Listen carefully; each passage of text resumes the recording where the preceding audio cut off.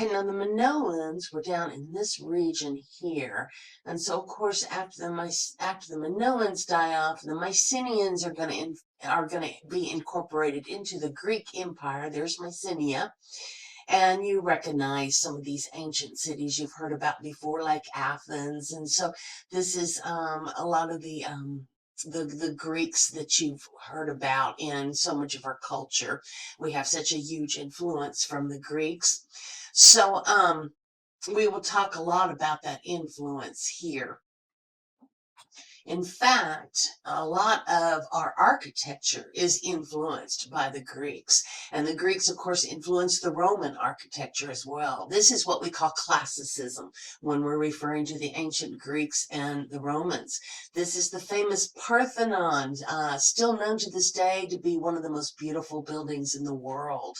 And yet it's in terrible condition because, of course, Greece was ruled by other cultures for many centuries, and they did not care about restoring the Greek culture. So a lot of our best artifacts from ancient Greece are restored in Italy because the Greek Empire also occupied Italy. So we'll see that. And also the Romans admired Greek art so much that a lot of the Roman patrons, not the government, but the patrons hired Greek artists to create some of these copies again. And you can see the Parthenon is in terrible shape here, but we're looking at what we call the golden mean, this beautiful ratio here. It's a 1 to 1.6 or a 4 to 6 ratio. The Greeks found this ratio over and over again in nature, and they saw it as part of harmony. And it is probably one of the reasons why this is still considered one of the most beautiful buildings in the world. Definitely one of the most beautiful buildings in antiquity. You have your massive Doric columns here, and they are fluted. Grooves here give a little more interest to these straight, flat columns. And entasis is the swelling of the columns in the middle. Because the Greek columns, columns in general, when you look at it down a straight line, it tends to look like it bows in or out. And so the swelling or the fat part of the middle here compensated for that optical illusion. So this was a standard for the way the Greeks built their buildings. A rectangle is one of the most functional, one of the most useful uses of space. So we'll see this here with their temples and, of course, the Parthenon.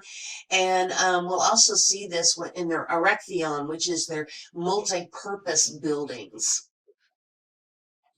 Now we start with the earliest forms of Greek art. This is a crater. A crater is a funerary vessel. It could be used to mark the spot where the grave is. Some of these craters were hollow at the bottom, so they could pour offerings to the deceased person buried below. So notice one thing that's different from, like we talked with the Mycenaeans, the focus, of course, is on the people left behind instead of an afterlife. And here we see the women grieving over the deceased person here. Notice the strong geometric shapes of these figures. This is what we call the geometric period. And of course, it continues on into the Archaic period, where they get this beautiful slip. Slip is watery clay that you can paint on a vessel, and it'll glaze over almost like glass. And remember, ceramics was technology, so this was high tech for their time. And this is also what they sold to other civilizations. The Greeks did not have a lot of fertile soil, so in order for them to get crops to feed their people, kind of like we saw with the Minoans, they would trade these beautiful vessels. And this is why the Greeks excelled at art. They needed to. Their art was in demand all over the ancient world. And of course, the black figured, an amphora is a multi-purpose vessel. The craters, of course, are associated with funerals. There's the crater. And the amphora was another mass-produced common item that they would do. Of course, when I say mass-produced, these were not factory-produced. They were all handmade, hand-painted. And we even have the names of the artists because artists were highly regarded in ancient Greece. When you get names of artists, that shows the value that the artist is on a society. And then, of course, when names get lost or stolen off the internet, then you lose those names and the art is not as highly regarded. Now, you need to know the difference between the Kouros and the Kore. This is a Kore. A Kore is a female figure and she's usually fully clothed, where the Kouros is a male athlete. At these Olympic Games and many of the athletic events, the men performed in the nude. The women were not allowed at these events, so the men performed in the nude. And here is the early archaic style of a Greek figure. Notice the mimicking of a foot coming forward. The Greeks, remember, they ruled over, later on, they ruled over ancient Egypt. And of course, they loved Egyptian art as well. And they saw that figure in ancient Egyptian art of the figure stepping forward. And they thought, okay, that's a nice little effect there. And it makes the figure look a little more natural. Notice how stiff he looks here. Well, as we advance, look how much more natural the human form is getting. This is one of the things the Greeks strive for in their sculpture. Not just to make it look like a human, but to make it look natural like a human. And of course, because athletes were considered some of the most beautiful, some of the best of society, they also idealized them, meaning they made them look flawless, perfectly, like the perfect human. So remember, the Kouros is the male athlete and the Kore is the female who was fully clothed. Now, typical rectangular building. All of these temples are going to be styled in this peripetal type rectangular building with all these different columns around, colonnades, rows of columns around the sides, and at the top you'll have your friezes that fit very nicely into the different cavities here.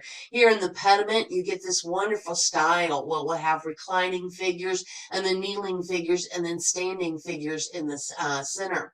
And notice, this is the Doric column order, and this is the Ionic column order. Notice how they change styles. When they changed one thing about a temple, they changed every little bit of it about the temple. So everything was in this perfect, or what they believed was a perfect mathematical ratio, a perfect harmony. And everyone admired, and they got something right because everyone really admired the style of their buildings. They had a wonderful formula for their construction. Yeah, and notice, when they built these, there was no plan views, there were no blueprints at that time. They just drew in the sand.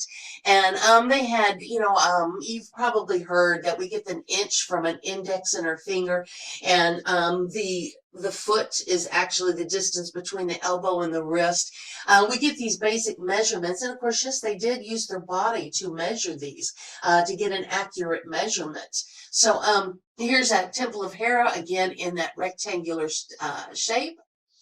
And we're looking down on the Acropolis. The Acropolis was the place where the gods lived. The polis was around the Acropolis. The Acropolis was always on the highest point of the island or the mountain. And then, of course, the polis, the city, was around that. So here's where the gods lived. And this is where they went when they were through laboring. The Acropolis was quite different from the funerary temples and the funerary sites that we see in ancient Egypt and even in Mesopotamia.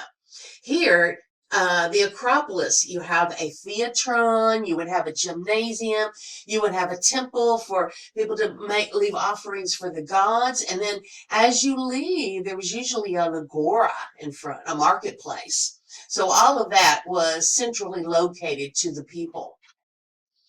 And we have some really cool keratids here. This is a standard, here we have a treasury, but remember this Erechtheion was the standard rectangular multifunctional building. And so many, like the treasury here, was done in this rectangular style. The human columns in front are going to be called keratids. We'll look at another one of those in a minute. And of course, here is the black figure painting. It will be replaced by the red figure painting, which is much more fluid. We have the story of Achilles here playing a game with Ajax. And of course, this is the famous scene or story where when he goes back, he's taking a break from the battle. And when he goes back into battle, that's when he gets wounded. So a very important scene here, kind of a climactic moment. And you must remember that the Greeks did not have TV sets. So this was their TV. This was their form of entertainment. They would stare at these vessels for hours and hours and run the story of Achilles back in their mind and what happened and the whole, all these stories. We talked about how important stories were before. Stories are very important in antiquity. And so the movie was in their mind and in this image here as they set it to motion. There's another beautiful detail. Here's Achilles, another style of Achilles in the black figure style. And here we have an image of an athlete. Again, athletes were so treasured. Warriors and athletes were the most treasured of all your ancient Greeks. And so, of course, again, we have a funerary symbol here.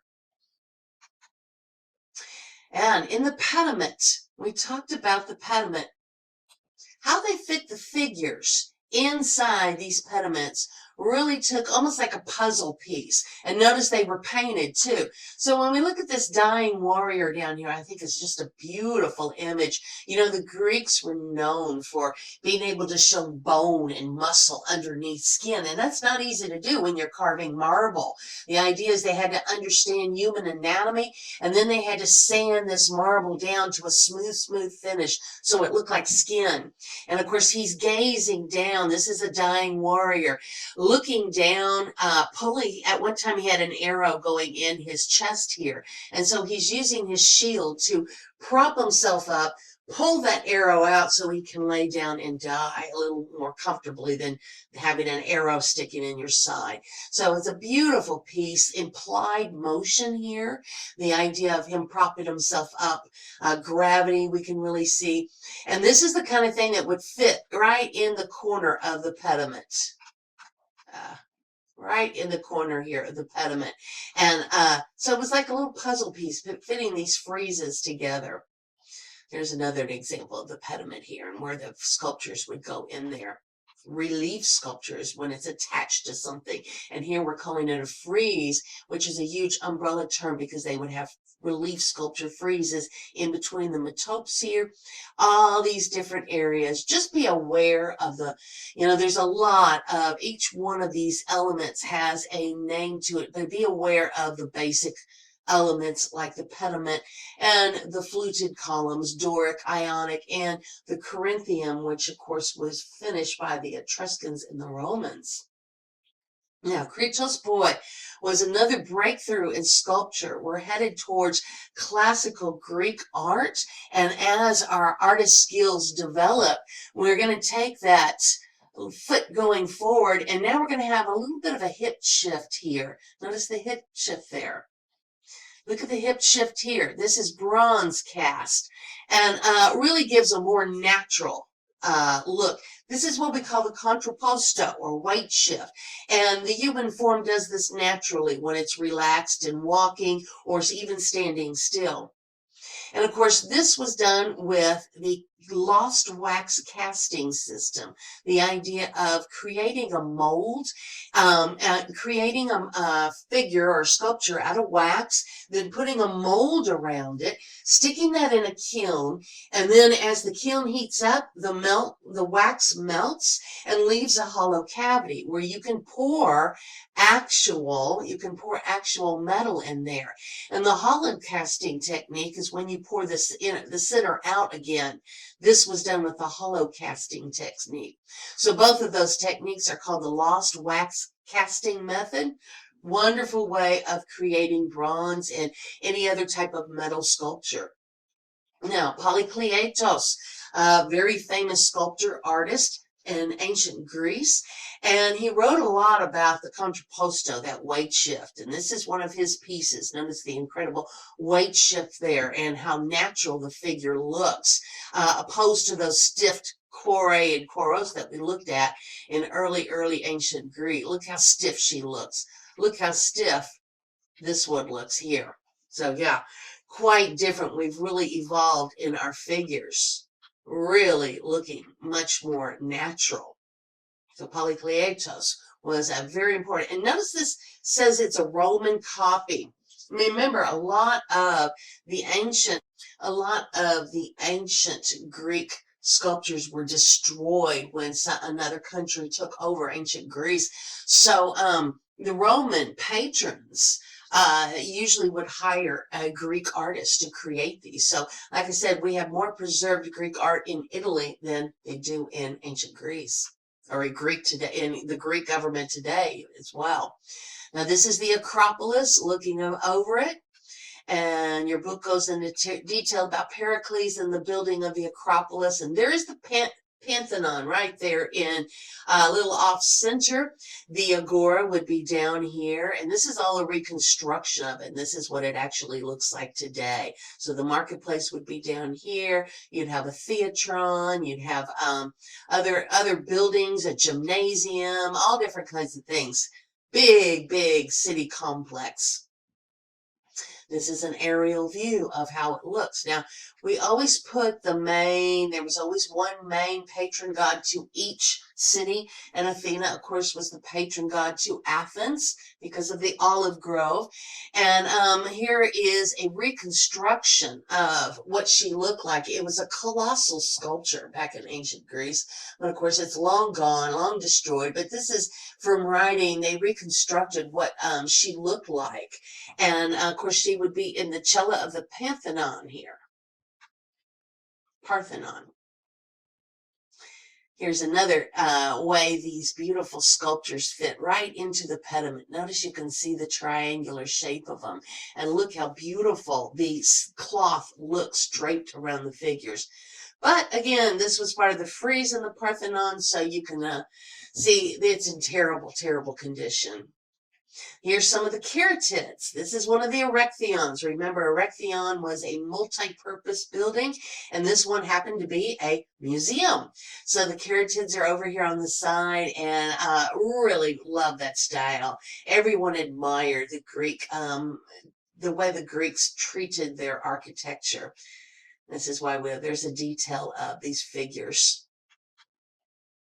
Now, much later, when we get to the Hellenes time period. The Hellenes time period was right after a Greek civil war, death of Alexander the Great, the end of the classical period. And of course, we have a new style of art, the female nude. This is a very interesting time in Greek art because they turned away from those glorified gods like Zeus and some of the flawless ones, the ones that seem flawless, and they went towards more human-like gods. So the lesser gods like Aphrodite, love, and freer spirits. Yeah. Notice the scraper here. This was supposed to be one of the favorites of Alexander the Great. And he's scraping him mud off of his arm after a athletic competition. And Hercules had many flaws. He was part god and part human because of his strength. This is one of the ways that they, and of course, you got to remember, this was their religion. We call it mythology, but it was their religion. And they believed when someone had some incredible strength, well, that was because they were part god, or they were of the gods, or a son of the gods. So it was really a compliment. And of course, Hercules is a major legendary character. And yes, but he had flaws, he had problems, he had all kinds of burdens. And so during the fall of the Greek Empire, the common Greek artisan was more focused on, yeah, human flaws and tragedies. Very rare to find Greek painting in any of your Greek art. This is a mosaic. So you have a little bit of Greek frescoes and wall paintings, and mainly the tombs, because they're the ones that are going to preserve it. But we also have mosaics, tiny little tile pieces put together. This was actually based on a Greek painting that has already been destroyed. But this, of course, shows the moment when Alexander the Great is about to defeat the Persians. Mosaics are tiny little tile pieces put together to make up an image, and this one, of course, is of the famous battle. Mosaics can last for centuries. And of course, the theatron. The Greeks were known for their theater. And of course, these plays were more than just a play or a story and entertainment. The playwrights would compete for whoever got to design or direct the next play. And they were more like a director, a Hollywood director. They not only wrote the play, they chose the music, they chose the actors, they set the stage scenery and all this. So Dionysus was the god of wine and play and the arts. So there was always an altar right in the center of the stage for Dionysus. And this semicircular structure to this day has been the easiest and best way to seat a crowd where everybody gets a good view. So you can imagine listening to these. The Greek theater, these Greek plays went on for about 3 days. So you can imagine they had long intermissions where people would go home and rest. But imagine, yeah, you lived the life of the artist or the actors in the play. So yeah, it taught all about the religion and what it was like to be a human and have flaws. Now, the Corinthian column was actually finished by the Etruscans and the Romans. So you'll see this when we get to Roman and Etruscan art here. So here is a beautiful Corinthian column detailed there. And just this is the capitals, the top part of the column. And one thing that was very unique about the Greek culture is how they honored the people that they battled. The Greeks believed it was a miracle when they won a war. So here is the Gallic chieftain killing. First he's killed his wife, and now he's killing himself. Rather than be taken prisoner and and be humiliated and tortured by the Greeks, he chose to kill himself on the battlefield here. Period. In ancient Greece, we start really focusing on the fragileness of the human form. This is an old market woman where you can see osteoporosis is set in, and we really sympathize with her aging body. We also sympathize with punishment, and Laocoon is the famous story of a priest in the Temple of Poseidon who warned the Trojans about the Greeks coming. So he was punished because, of course, the Greeks believed the gods were on their side. So here he is being dragged down to Hades for his punishment for warning the Trojans. Now, what's amazing, look at how beautiful, and the anguish in his face. These are his 2 sons that are being dragged down with him into the bad part of hate and the underworld. So what's amazing about this sculpture is that when it was excavated, found in the ground right about the time that Michelangelo was alive. And he was one of the first to see this being pulled out of the ground, which really, really influenced a lot of the way he carved his own sculptures.